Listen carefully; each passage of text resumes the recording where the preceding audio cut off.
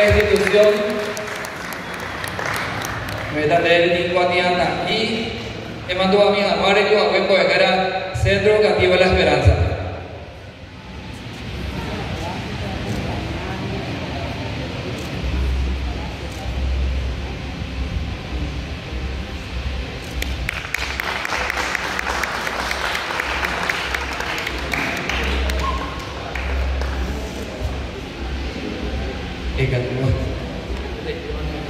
Guape se veí a ella siempre que te mando a mí, como muy a la mujer que se llama ella ta guape hoy favor la esperanza hermana.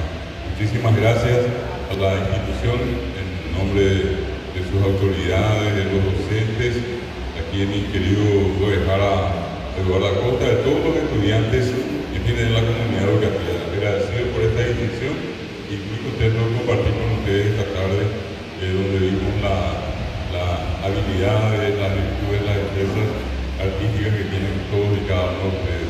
Muchas felicidades y éxitos a todos en sus estudios.